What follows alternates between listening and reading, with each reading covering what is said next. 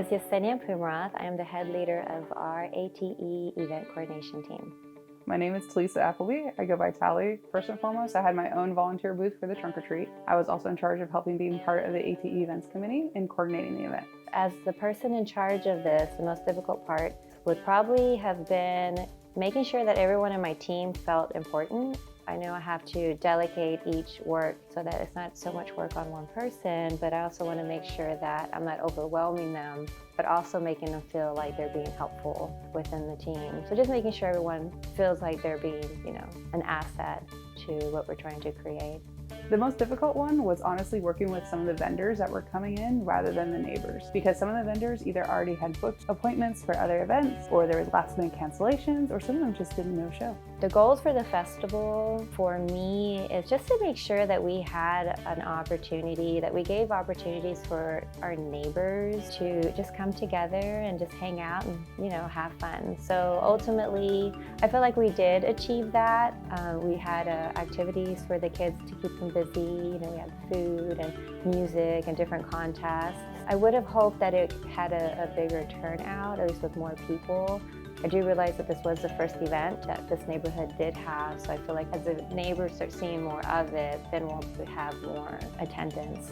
So the overall vision was to, yes, incorporate some aspects that we provided as the committee. However, we also wanted to make sure that we were engaging the community itself, because that's kind of the point of the events, right? We want to get people together and celebrating different things. So how this actually enacted was that while we didn't get quite the turnout that we were expecting as far as neighborhood participation, we still had a pretty good turnout, plus people showing up just to participate.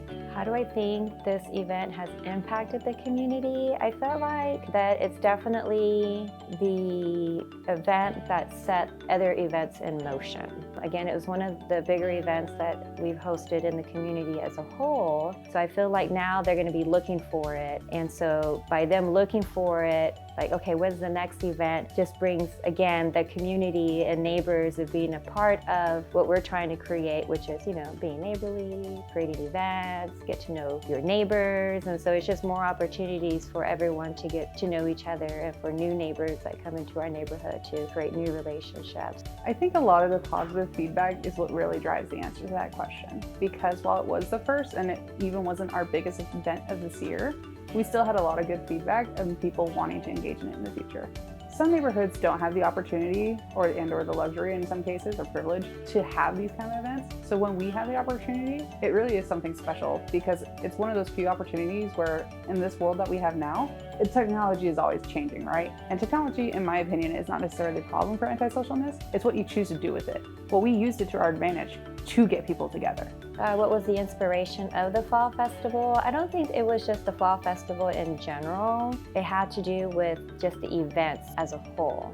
We did do the 4th of July parade, which is something a little smaller than what we did in the Fall Festival. But ultimately what had me join or be in charge of the event coordination team is that, for one, I love to create events and I love to organize those things and put them together, because I love to be able to be a part of something that's more than myself and creating opportunities for our community to come together.